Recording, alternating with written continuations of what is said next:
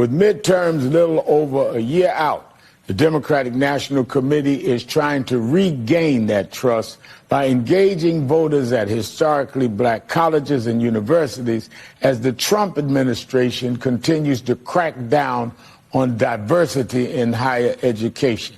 Joining me now is Pennsylvania State Senator Malcolm Kenyatta, Vice Chair of the Democratic National Committee. And Mr. Vice Chair, thanks for joining us in studio. So let's start with the DNC's efforts to regain lost ground with black voters. What's behind the idea, and why do it during homecoming events? Listen, you understand this. You have to earn people's trust. You have to earn people's votes, and you have to do it every single election cycle. You can never take the approach, well, this constituency voted for me before, or this individual voted for me before, therefore they're stuck with me. People make a choice every single election, and a part of what we have to get out of the habit of, and what this new DNC is not going to be in the habit of, is showing up to people a couple of days before the election and saying, well, you're black, so of course you're going to vote for us. No, we have to lay out an agenda, and I've been very clear that the Democratic mission, our message is 3 words. We have to talk about we're going to make life better for working people and working families, and a part of what we're going to be talking about at these college campuses is about Donald Trump's frontal assault and attack on black people, on diversity and equity in this country, and frankly, his assault on competence. This is one of the most incompetent people we've ever seen sit behind the Resolute desk. Now, just last week, Trump was claiming that black unemployment is at a record low on his watch. We don't have September jobs report due to the shutdown. But Trump's claims might come as a surprise to actual black people in the United States who've watched their unemployment rate skyrocket to nearly twice the national average over the last 9 months, and to the more than 320,000 black women who've lost jobs in the Trump 2.0 economy. Still, Trump was able to make gains with black voters in 2024, especially young black men. Do Democrats need a new message to bring them back, and what does that sound like? So listen, we should be very clear. What happened in any previous election tells you nothing about the future. Folks have a right to change their minds. And a part of what a lot of people thought was that Donald Trump was going to actually do what he said, that he's going to be working to lower costs, right, that he was going to get us out of a lot of these foreign wars and entanglements on day one, as he said. He's actually done the opposite of that. I said the Democratic Party's message is to make life better. He has spent every single day making life worse. Take the shutdown that's happening right now. Black people are going to be impacted in substantial ways if you talk about the Obamacare insurance marketplace and losing the tax credits, which Republicans are so intent to keep people from being able to afford health care that they shut down the whole government. I mean, people should really just step back and think about that. These people are so intent on making sure you can't go to the doctor that they were willing to shut down the entire government. That is the sticky point on that's the right. health care issue. It's the whole thing. And when you went through, Rev, in great detail, the unemployment numbers, that is a canary in the coal mine. If you look at every recession that has ever happened, when you start to see black unemployment, which always is a tick or two higher, when you start to see those numbers explode as we've seen them explode, that is a canary in the coal mine for where this economy is going. So Donald Trump is busy trying to put his face on coins, while the entire value of the dollar and the entire economy is falling in the toilet because of his leadership. He would rather send ICE agents to detain black people than do everything he can to make sure black folks have a solid education and that people have access to gainful employment. You know, the administration... Okay. Y'all don't really buy that, do you? I said y'all don't really buy that, do you?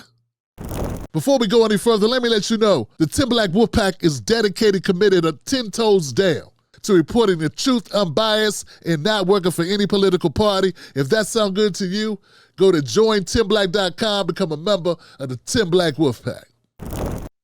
Okay, so we went over this, but I don't want to sound redundant. You do know the Democrats are the ones with the government shutdown. That's who's shutting down the government, the Democrats. Right?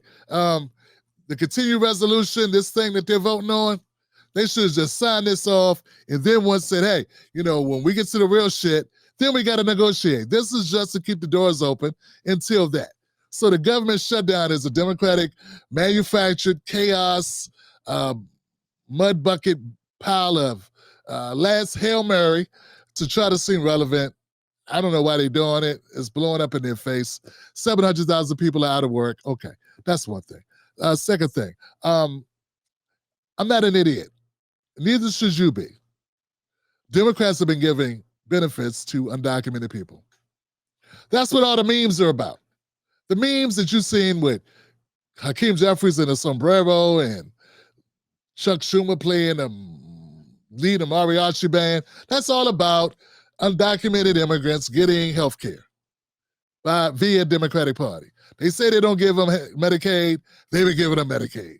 They say they weren't giving them benefits, they've been giving them benefits, ain't giving them EBT cards or giving them debit cards, the whole nine. Okay, so these are the type of things that they're fighting for. And for the average person, we don't want to pay for that shit. I mean, it's hard enough getting Americans to pay for Americans. Americans don't want to have to pay for non-Americans. That's crazy talk. And if anything, you should be giving Americans a discount or a benefit for even having these people be in our country. That's what I think. That's what I want. I mean, I'm looking for a hookup. You want me to bring people in? I mean, you know, I know some people here may have taken some children from the state, had some foster children, and people get paid for that. So should our states and our cities for housing people coming in. So anyway, that's another thing. Last thing, I'm not convinced that Black Americans are interested or all that interested in Democrats. This guy here has got a sunny spin on all this bullshit. But at the end of the day, man, Democrats aren't selling Black people anything. They weren't selling them anything before, and now you just got a new slogan. Oh, that's great. Make life better. Ooh, that's simple. That's easy. How you going to make life better? How you going to make life better? What are you going to do to make life better? I know you're not going to say you're going to end any wars because you're not. You're not trying to.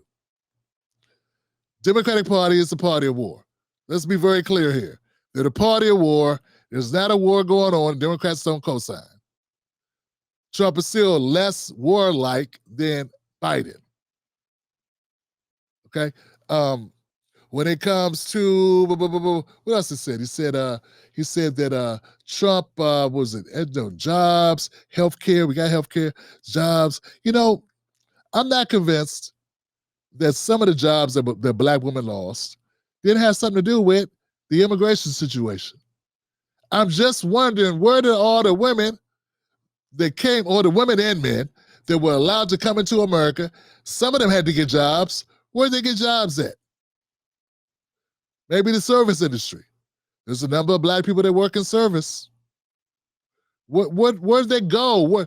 How did America consume, or how did America bring in 10 to 15 million people and none of them got jobs? I'm just wondering, where did they go work? How are they making a living? You come to America, you don't speak the language, but you have some skills, you worked wherever you're from, so you get a job eventually. Whose job, at what rate, and where do they work at? So I'm not convinced that some of the jobs that have been lost weren't lost due to immigration. People had to work. People got to feed themselves. At some point, the EBT card don't work. At some point, America stopped giving them the debit cards. At some point, these people had to get jobs. So I'm not convinced. Now, what I will say, there are DEI jobs that some Black women did have that I know those went away. So we do have 100,000 federal jobs. There are also state-level jobs, private sector jobs that no longer have DEI programs because they were found to be unconstitutional. And now, since those are gone, there's a hit there. So I'm not going to say there wasn't a hit that some people took, right? I'm not saying that at all. But what I'm saying is that, to me, that was all because Democrat overreach. You know, when you make DEI, when you make affirmative action, everything, Black plus everything else, yeah, I think it's a hard enough sell to the American people to say we're gonna assist Black people, but at least Black people have a history of being discriminated against in the country. At least that logically makes sense, unless you're Nick Fuentes, right? Unless you're Jake Shields or Nick Fuentes, or you know, Brandon Tatum or Candace Owens. It's like, unless you're one of these people, one of the conservative perspective, let's shoot one of these people, right? One of the grifting conservative blacks, you pretty much can make the claim that Black Americans have faced a lot of discrimination in America. And because of that, documented, well-studied, well-quantified data that shows Black people have been facing this discrimination to this day. Till today, yeah, you can make the argument that there are certain programs that need to be implemented in order to right the ship. But you can't make that same claim with people that aren't American citizens. You can't make the same claim with LGBTQ. How will people know that you are even LGBTQ? Well, maybe trans if they could tell, but I mean, not always. And if let's say tell you to give them their music track, and let's say the demand is you give them your Spotify playlist, and you got a bunch of show tunes, no one would know you were gay by that. So how can you say that other people should have got these DEI jobs? See, once again, the Democratic Party do what they do best, which is use Black pain and suffering to help everybody else except Black people. And then when it gets shut down, who gets the major hit? We do. We get the major hit. And that's why I'm saying Black people got to start holding the Democratic Party responsible. Don't listen to Al Sharpton talk about it's Black people, we're being targeted. No, those programs should have never been implemented. Democrats bit off more than they could chew. Gesundheit. They took what they were doing under Obama, wrote it into Biden, and now they messed around and ran into a buzzsaw called Donald Trump. Okay? That's what happened. Once again, you can't even say that cutting DEI was a ding against Black people when you had Eskimos, LGBTQ, undocumented people, DACA, and everybody else all included. In fact, they gave everybody else DEI status except for white guys, straight white guys. They had white women in DEI program as if white women are discriminated against when they are like 30% of the country or some shit. Like, it don't even make sense. First of all, they're white. So they took discrimination from being what we fought for with civil rights, from being a Black thing, being disenfranchised, 100 years of Jim Crow, not even given full rights as citizens until 1964. They took that and used it to help other people and put money in their pockets and develop non-government organizations that created money for their friends when they got out of Congress, family members who wanted to start a 501c, get tax deductions and make money and get contracts and this whole shit. You got to realize this whole ecosystem of bullshit rides on the backs of Black American. But what do we get from it? We get to have the lowest home ownership rate of any group in America. We get to have a widening race wealth gap, racial wealth gap. That's what we get to have. That's what we get for all our pain. That's what we get for them riding our coattails to justice or to success or to a plentiful American experience. Black people deserve to be upset about this. And the way they need to show they're upset, the way they need to show their disgust, their frustration with the Democrats is not voting for these motherfuckers. How else they gonna learn? They're gonna roll out this guy smiling like he just hit the publishing clearinghouse sweepstakes. No, motherfucker, your party is suspect. Your party, our suspect, your party's suspect, and now you're suspect. You're suspect because you're up here trying to put a lipstick on a pig and sell it to Black America, and this shit ain't gonna work. I don't care how many buzzwords you use. The equity that was stored up, if it was ever stored up, is depleted. It is gone. Finito. Oh, in this lie that Black people are being detained, Black people have been detained in America forever. We were detained on arrival. We've been detained in the mass incarceration. And I would say, if there's been detaining of Black Americans, they were done under the Biden administration, which, by the way, the chief architect of mass incarceration, chief architect of the 91 and 94 crime bills, your boy Joe Biden, who you Democrats, if could have had it your way, would have had his ass a second term. Rand Kamala, who said she would do exactly what that dumbass did. I don't know why you want to use that detainment as a talking point as a Democrat. You should have no room to stand. You should not even want to even go into the area of detainment. That don't even make no damn sense. You know, to bring that up with black people as if that's going to be a reason to get black people to want to go outside and protest. Shit, who been doing all the detaining? If it weren't for the Democrats with their 94 crime bill, with their war on drugs bullshit, with their tough on crime. In fact, Democrats wanted to show they could be tougher on crime than Republicans. That's how we got that shit to begin with. Your boy Joe Biden. So anyway, enough. Al's despicable.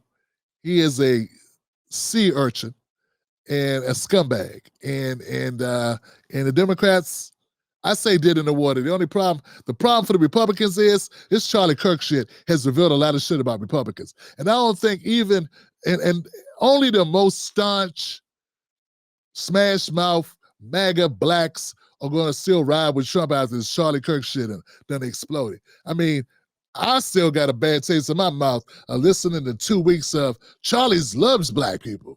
Charlie doesn't racist.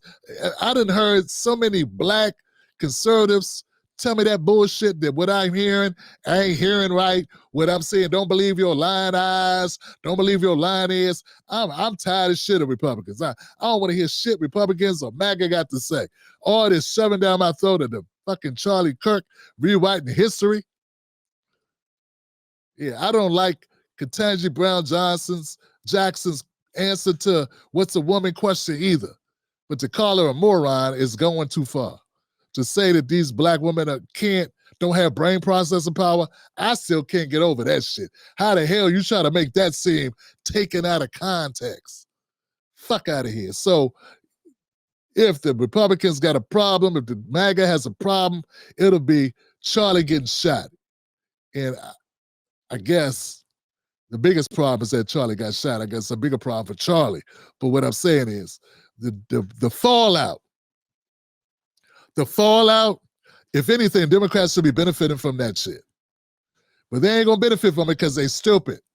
They're flat-footed, and instead they want to shut down the government and put 700,000 people out of work and then think they could suck everybody, have them watch Sharpton, and believe that Trump shut the government down when it was actually them